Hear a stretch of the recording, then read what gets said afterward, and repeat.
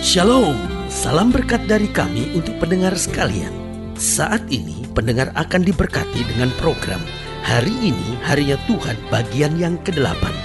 Sebuah program rohani tentang doktrin Alkitab yang menolong kita untuk semakin tertanam dalam kebenaran firman dan bertumbuh dalam kemuliaan. Bersama hambanya, Pendeta Gilbert Lumendo, STH.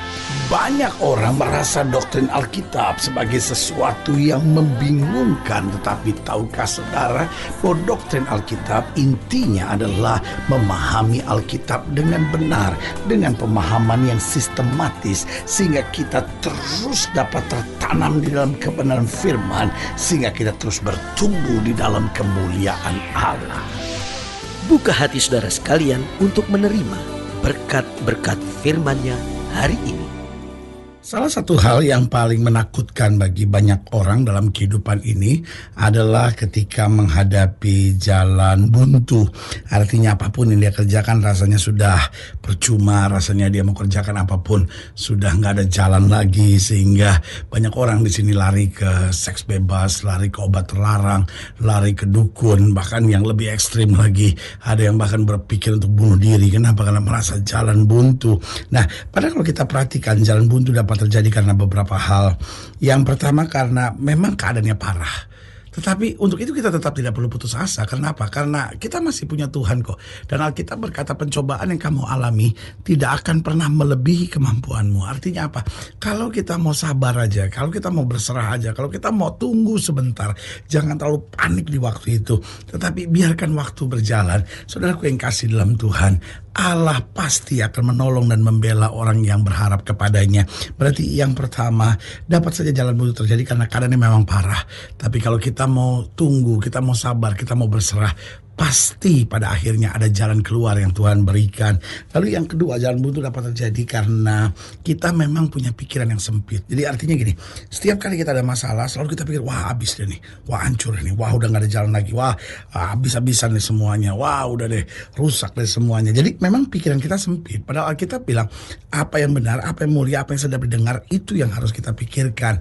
Nah, kalau memang pikiran kita sempit terus, ya kan, saudaraku yang kasih dalam Tuhan, semua masalah kecil juga jadi besar sekali. Dalam rumah tangga kita pikir, wah udah gak bisa dipertahankan. Lihat anak-anak kita, wah udah gak bisa diatur, ya kan.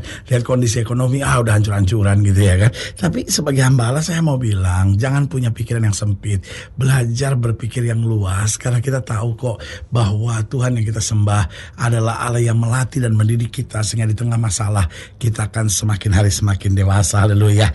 Lalu yang ketiga saya pelajari, jalan buntu dapat terjadi karena sifat yang terlalu cepat menyerah. Ada orang-orang yang memang punya sifat seperti itu, nggak tangguh gitu. Jadi setiap kali ada masalah, langsung yang dalam pikirannya, udahlah percuma lah, saya udah nggak kuat lagi lah, udahlah saya nggak bisa lagi lah, gitu. Jadi terlalu cepat menyerah. Nah, saudara yang kasih dalam Tuhan, selalu saya bilang, orang yang berhasil bukan orang yang tidak pernah gagal, orang yang berhasil bukan orang yang tidak pernah menghadapi masalah, orang yang berhasil bukan orang yang tidak pernah kecewa, tapi orang yang berhasil adalah orang yang tidak pernah menyerah dalam hidupnya. Artinya apapun yang terjadi, dia tahu Tuhan yang pegang tangannya, dia tahu malaikat Tuhan mengawali hidupnya, dan dia tahu Roh Kudus akan menolong dia, dan dia tahu kasih karunia Allah akan turun tepat pada waktunya di saat kita memerlukan. Haleluya. Dan yang keempat saya pelajari, kenapa jalan buntu dapat terjadi? Karena kita hidup dalam dosa. Saudaraku yang kasih dalam Tuhan, karena itu berhenti berbuat dosa. Makin sering buat dosa, sudah menghadapi banyak jalan buntu. Anak muda pacaran, lalu apa yang terjadi? Lakukan hubungan seks sebelum nikah, hamil di luar nikah. Saudara gue yang kasih dalam Tuhan, stres, jalan buntu. Kenapa? Karena buat dosa, ya kan? Nah, suami, ya kan, sudah punya istri, selingkuh, ya kan? Lalu apa yang terjadi? Wanita itu dihamili, lalu wanita itu minta kawin, bingung setengah mati, saudara. Jalan buntu. Jadi seringkali jalan buntu terjadi karena apa?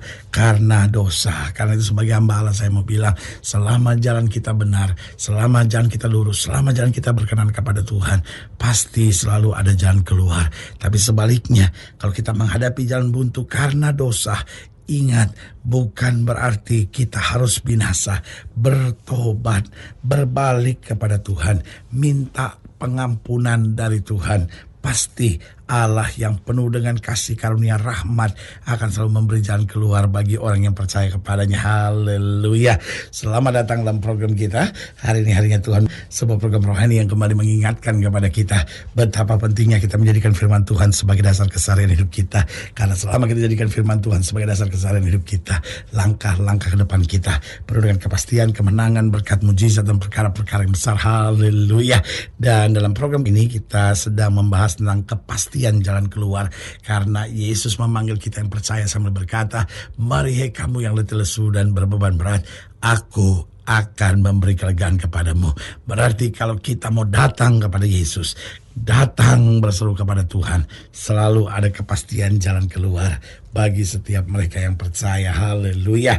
Nah, saudaraku yang kasih dalam Tuhan, dalam pembahasan tentang kepastian jalan keluar, kita mau sama-sama belajar dari Hakim-Hakim pasal 13. Hakim-Hakim pasal 13 ayat yang pertama sampai ayatnya yang ke-7. Hakim-Hakim 13 ayat pertama sampai ayat yang ke-7. Demikian firman Tuhan di bawah judul perikop lahirnya Simson. Hakim-Hakim 13 ayat 1 sampai 7.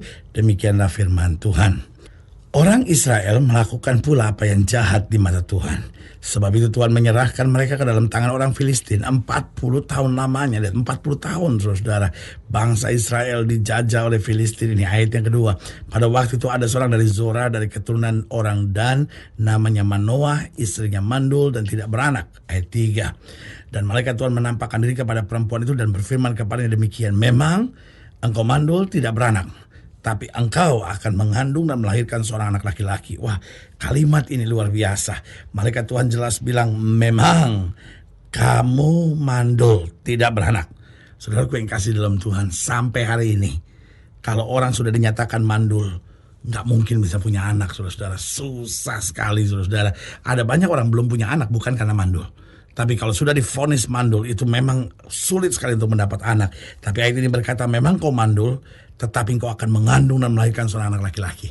Artinya buat orang yang percaya memang situasinya berat, tetapi kita ada jalan keluar. Memang kondisinya parah, tetapi Yesus sumber segala mujizat. Saya senang kata ini, memang dan tetapi. Ya kan, ayat yang keempat. Oleh sebab itu peliharalah dirimu, jangan minum anggur atau minuman yang memabukkan, dan jangan makan sesuatu yang haram. Sebab engkau akan mengandung dan melahirkan seorang anak laki-laki. Kepalanya tak akan kena pisau cukur, sebab sejak dari kandungan ibunya, anak itu akan menjadi seorang nazir Allah. Dan dengan dia akan mulai penyelamatan orang Israel dari tangan orang Filistin. Kemudian perempuan itu datang kepada suaminya dan berkata, "Telah datang kepadaku seorang abdi Allah yang rupanya sebagai rupa malaikat Allah. Amat menakutkan.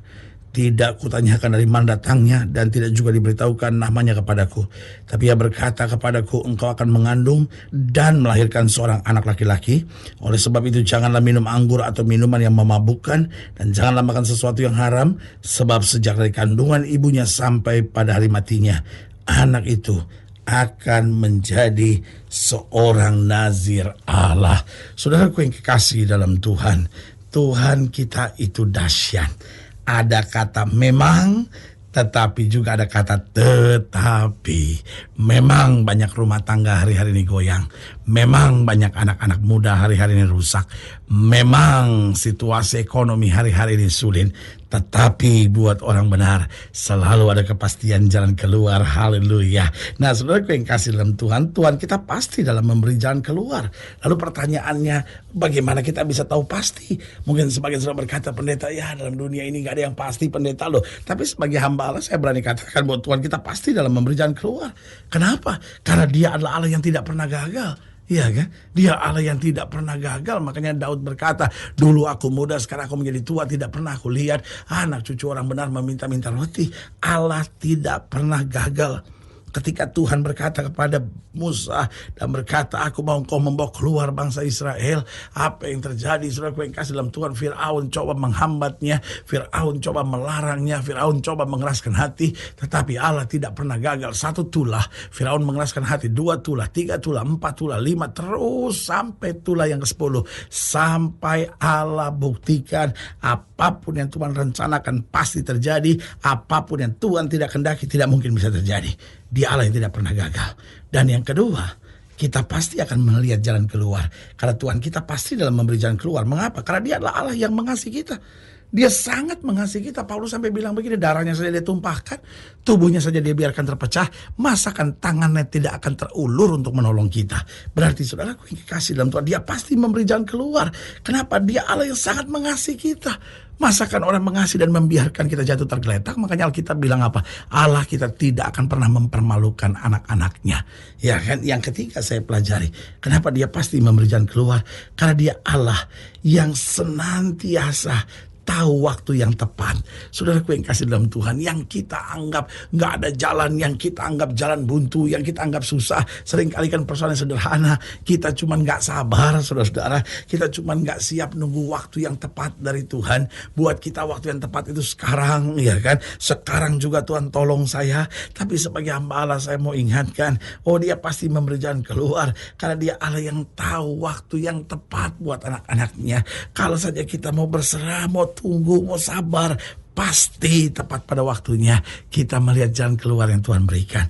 Dan yang keempat, yang terakhir, Tuhan kita pasti dalam memberi jalan keluar, karena dia Allah yang jalannya berbeda dengan jalan kita. Ketika yang kita lihat berbeda dengan yang kita harapkan, itu bukan berarti Tuhan meninggalkan kita, itu bukan berarti Tuhan tidak menepati janjinya. Alkitab sudah bilang, jalanmu bukanlah jalanku, rancanganmu bukanlah rancanganku. Berarti saudaraku yang kasih dalam Tuhan, Allah punya sesuatu yang jauh lebih baik buat kita.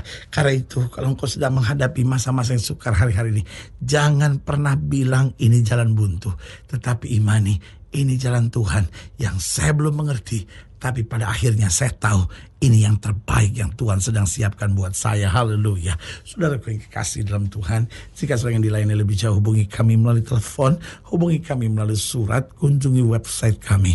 Karena kami ada untuk membawa Bapak Ibu sudah senantiasa lebih dekat pada Tuhan dan mengalami kasih kuasa mujizat yang luar biasa. Haleluya. Secara khusus melalui program ini juga saya mau berdoa buat setiap saudara yang sakit, setiap saudara yang berbeban berat. Karena saya percaya bahwa bagi Allah tidak ada perkara yang mustahil. Nah, saudara yang didoakan secara khusus, boleh taruh tangan kanan saudara di dada dan kita akan berdoa. Mari kita berdoa. Bapa, dalam nama Yesus, hamba doa buat yang sakit, hamba doa buat yang berbeban berat, hamba doa untuk setiap mereka sedang menghadapi masa-masa yang sukar. Karena Bapa percaya bahwa bagi Allah tidak ada perkara yang mustahil. Bapa, hamba berdoa di dalam nama Yesus, Tuhan jamah yang sakit, Tuhan sembuhkan, yang lemah Tuhan kuatkan, yang susah Tuhan hiburkan, yang jatuh Tuhan angkat, sehingga hari-hari yang penuh kemenangan boleh berlaku.